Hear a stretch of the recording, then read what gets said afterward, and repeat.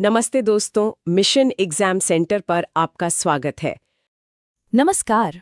प्राचीन इतिहास एक ऐसा विषय जहां से यूपीएससी हो या बीपीएससी सवाल तो बनते ही हैं। तो चलिए आज हम सीधे प्राचीन भारत के राज्यों और शासकों की दुनिया को समझते हैं। ये एक बहुत ही जरूरी रिवीजन है, खासतौर पर उन सभी के लिए जो प्रतियोगी परीक्षाओं की तैयारी कर रहे हैं। तो शुरू करते हैं। तो एक सवाल से शुरू करते हैं। आज के समय में हम अपना नेता कैसे चुनते हैं? आसान है, वोट देकर, है ना? लेकिन चलिए जरा 3000 साल पीछे चलते हैं। तब क्या होता था? तब कोई राजा कैसे बनता था? कोई चुनाव तो होते नहीं थे, तो फिर कैसे? देखिए, आज की प्रक्रिया तो सीधी है, हम सब जानते हैं। लेकिन उस जमाने में सत्ता तक पहुंचने का रास्ता वो बहुत अलग था। वो रास्ता भव्य यज्ञों से, अनुष्ठानों से और अपनी शक्ति के प्रदर्शन से होकर गुजरता था। बहुत दिलचस्प था ये सब। चलिए जानते हैं। तो आज हम क्या क्या समझने वाले हैं। सबसे पहले राजा बनने की प्रक्रिया क्या थी, फिर समाज कैसा था यानी वर्ण व्यवस्था, इसके बाद बड़े बड़े राज्यों का उदय कैसे हुआ, और आखिर में 2 केस स्टडीज देखेंगे, एक शक्तिशाली मगध की और दूसरी वज्जी संघ की। तो पहला सेक्शन, राजा बनना। सवाल यह है कि राजा बनता कौन था? क्या बस राजा का बेटा राजा बन जाता था? इतना सीधा नहीं था। उस समय के राजा को या राजा कहलाने वाले को अपनी शक्ति साबित करनी पड़ती थी, और ये साबित होती थी बड़े बड़े यज्ञ और अनुष्ठानों से। और इन अनुष्ठानों में सबसे बड़ा, सबसे जरूरी था अश्वमेध यज्ञ। नाम तो सुना ही होगा।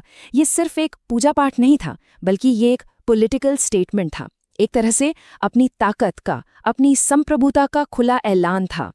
अब ये होता कैसे था? देखिए, एक खास घोड़े को आजाद छोड़ दिया जाता था पूरे 1 साल के लिए। राजा के लोग चुपके चुपके उसके पीछे चलते थे। अब अगर ये घोड़ा किसी दूसरे राजा के इलाके से गुजरा और उस राजा ने उसे पकड़ लिया, तो इसका मतलब था सीधी चुनौती, मतलब युद्ध। और अगर किसी ने नहीं रोका और घोड़ा साल भर बाद सही सलामत वापस आ गया, तो मान लिया जाता था कि इस राजा का दबदबा सबने कबूल कर लिया है।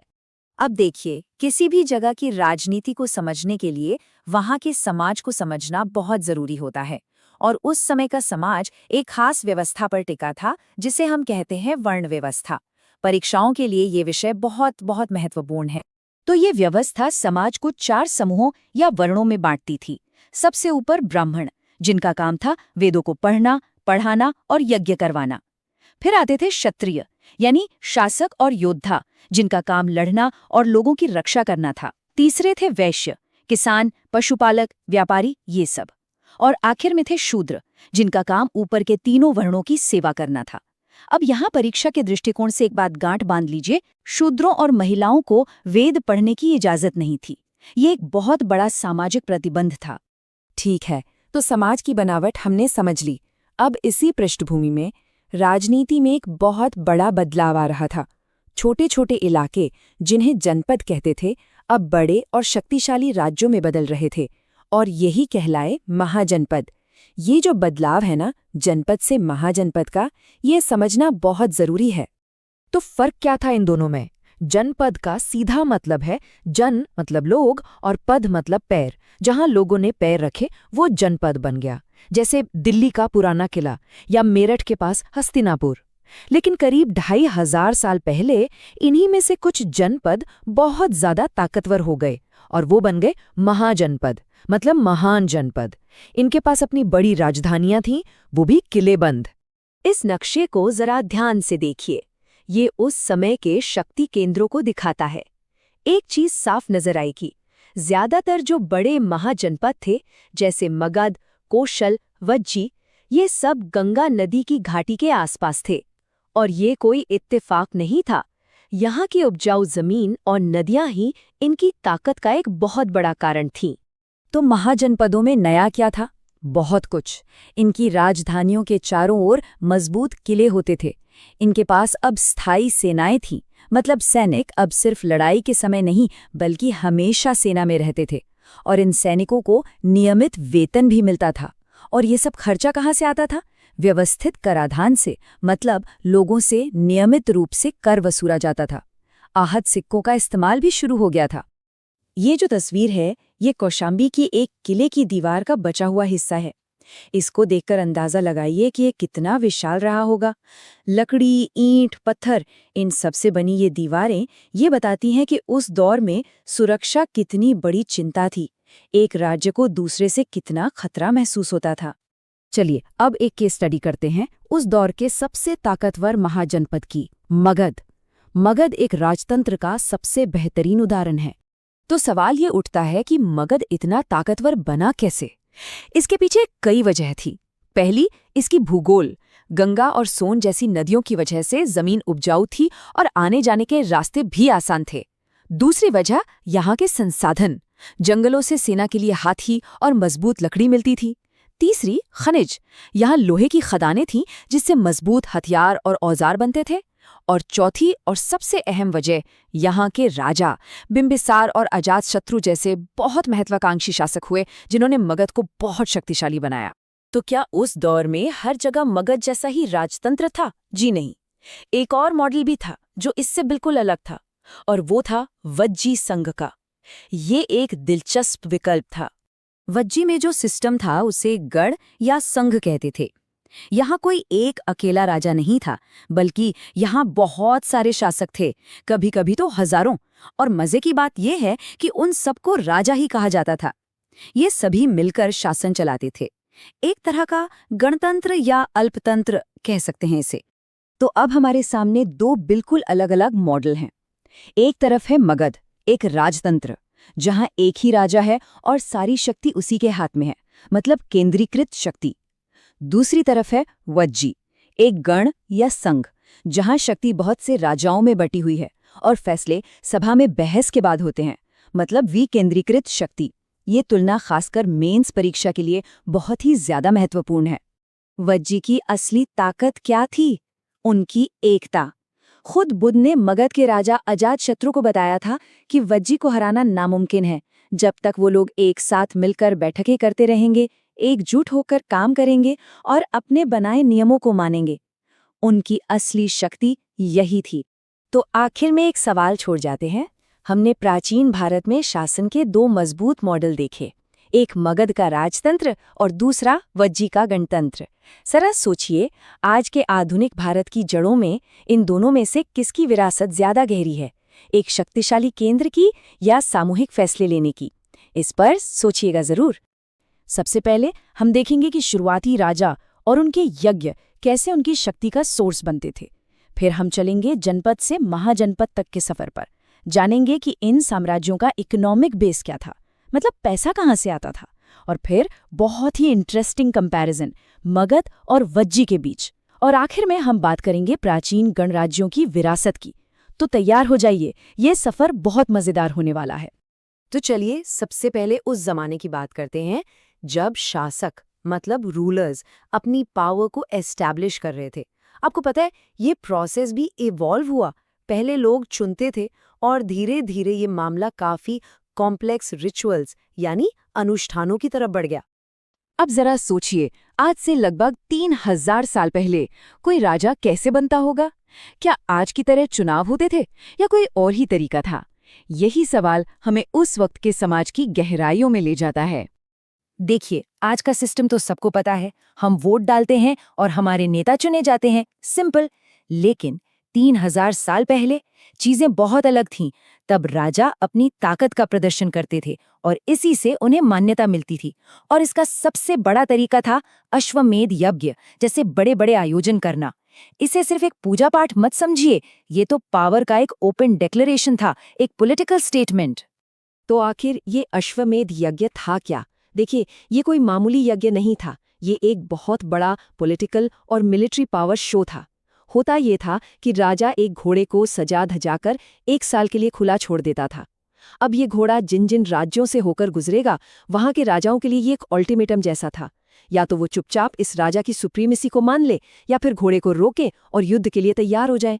सोचिए, अगर पूरे 1 साल तक उस घोड़े को कोई नहीं रोक पाया तो इसका मतलब साफ था कि यज्ञ करने वाला राजा ही सबसे बड़ा, सबसे शक्तिशाली है। कितना हाई स्टेक्स गेम था, है ना? तो राजाओं की शक्ति स्थापना के बाद अब कहानी आगे बढ़ती है। अब हम देखेंगे कि कैसे पॉलिटिकल एवोल्यूशन के नेक्स्ट फेज में छोटे छोटे इलाके मिलकर बड़े राज्य बनने लगे और इन बड़े राज्यों को चलाने के लिए एक नया सोशल स्ट्रक्चर भी सामने आया। इसी दौर में एक नया कॉन्सेप्ट आया, जनपद। नाम से ही समझिए, जन मतलब लोग और पद मतलब पैर।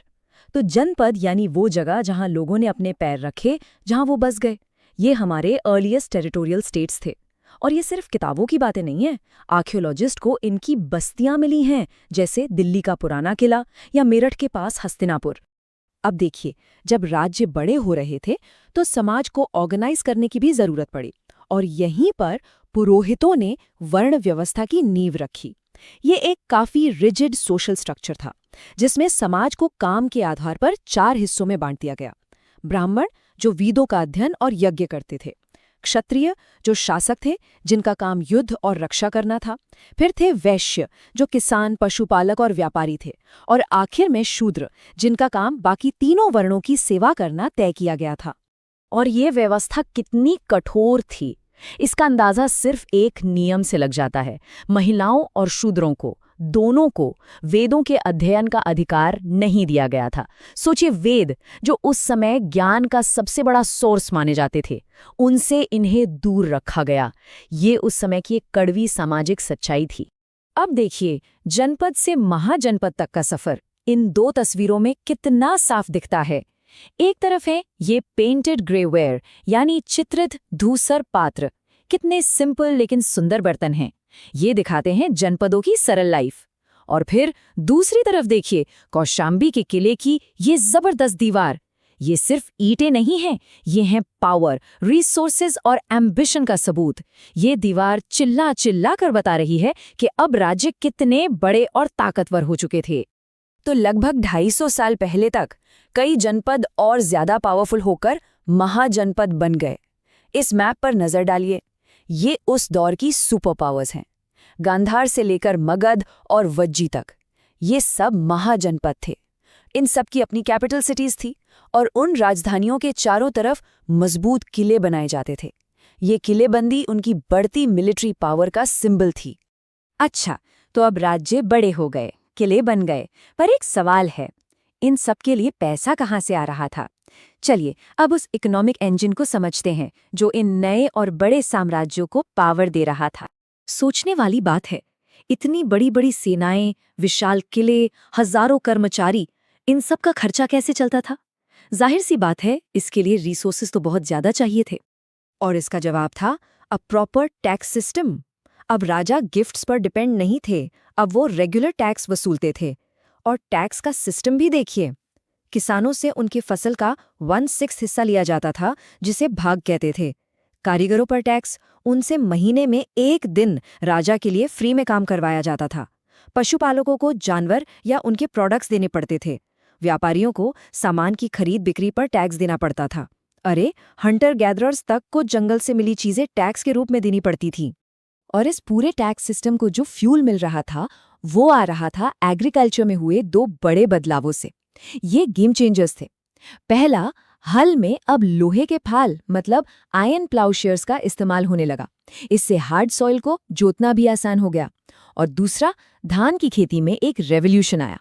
अब लोग बीज छिड़कने की जगह धान की रोपाई करने लगे और नतीजा, पैदावार कई गुना बढ़ गई। अब देखिए, ज्यादा पैदावार मतलब राजा को ज्यादा टैक्स, और ज्यादा टैक्स मतलब और बड़ी सेना और मजबूत किले। पूरा साइकिल समझ आ रहा है ना?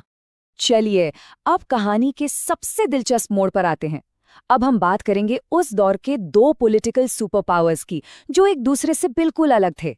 एक तरफ था मगध, एक पावरफुल मोनार्की, और दूसरी तरफ था वज्जी, एक रिपब्लिकन फेडरेशन। और हाँ, कॉम्पिटिटिव एग्जाम्स के लिए ये कंपैरिजन बहुत बहुत इंपॉर्टेंट है। तो करीब 200 सालों के अंदर मगध सबसे पावरफुल महाजनपद बन गया। क्यों? इसके पीछे कई स्ट्रेटेजिक रीजंस थे। पहली बात, गंगा और सोन जैसी नदियां जो ट्रांसपोर्ट और एग्रीकल्चर दोनों के लिए वरदान थी। दूसरी बात, घने जंगल जहां से सेना के लिए हाथी और कंस्ट्रक्शंस के लिए लकड़ी मिलती थी। और सबसे बड़ा एडवांटेज, यहाँ आयरन ओर की खदानें थीं जिनसे बनते थे मजबूत हथियार और औजार। और इन सब रिसोर्सेज के ऊपर बिंबिसार और अजातशत्रु जैसे एम्बिशियस रूलर्स ने मगध को टॉप पर पहुंचा दिया। लेकिन मगध के पड़ोस में ही एक बिल्कुल अलग सिस्टम चल रहा था। ये था वज्जी, जिसकी कैपिटल थी वैशाली। यहाँ गण या संघ सिस्टम था। मतलब यहाँ कोई एक राजा नहीं था, बल्कि कई शासक थे। और मजे की बात यह है कि उन सभी को राजा कहा जाता था। ये सब मिलकर असेंबली में बैठते थे, बहस करते थे और फिर कोई फैसला लेते थे। ये उस जमाने के मोनार्की से एकदम 360 डिग्री। तो इन दोनों सिस्टम्स का कोड डिफरेंस समझना बहुत जरूरी है। देखिए, मगध में पावर एक राजा के हाथ में, हेरेडिटरी रूल और फैसले भी राजा के। दूसरी तरफ वज्जी में कलेक्टिव रूल, यानी कई शासक मिलकर असेंबलीज में डिस्कशन के बाद फैसले लेते थे। ये एंशिएंट इंडिया के दो पावरफुल मॉडल्स थे जो एक दूसरे को टक्कर दे रहे थे। तो चलिए अब आखिर में इन एंशिएंट रिपब्लिक्स की लेगेसी को देखते हैं। आखिर वो कौन से प्रिंसिपल्स थे जो उन्हें इतना मजबूत बनाते थे, और एंड में उनका हुआ क्या? वज्जी संघ कितना पावरफुल था, इसका अंदाजा इस बात से लगाइए कि मगध का राजा अजातशत्रु भी उसे जीतना चाहता था। उसने अपने मंत्री को सलाह के लिए भगवान बुद्ध के पास भेजा, और बुद्ध ने जो जवाब दिया वो वज्जी की असली ताकत का सीक्रेट था। उन्होंने कहा, वज्जी को कोई नहीं हरा सकता जब तक वो रेगुलर असेंबलीज करते रहेंगे, मिलजुल कर काम करेंगे, अपने बनाए नियमों को मानेंगे और बड़ों का सम्मान करेंगे। मतलब उनकी असली स्ट्रेंथ उनकी यूनिटी और डेमोक्रेटिक वैल्यूज में थी। वज्जी की ये कहानी हमें दुनिया के एक और फेमस एंशिएंट डेमोक्रेसी एथेंस की याद दिलाती है।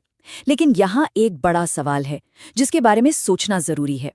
एथेंस में महिलाओं को, दासों को और जो लोग बाहर से आए थे उन्हें नागरिक अधिकार नहीं थे। तो क्या हम उसे सच में एक लोकतंत्र, अ डेमोक्रेसी फॉर ऑल कह सकते हैं? ये सवाल हमें डेमोक्रेसी के असल मतलब पर सोचने पर मजबूर करता है, और ये सवाल तब भी रेलेवेंट था और आज भी उतना ही रेलेवेंट है।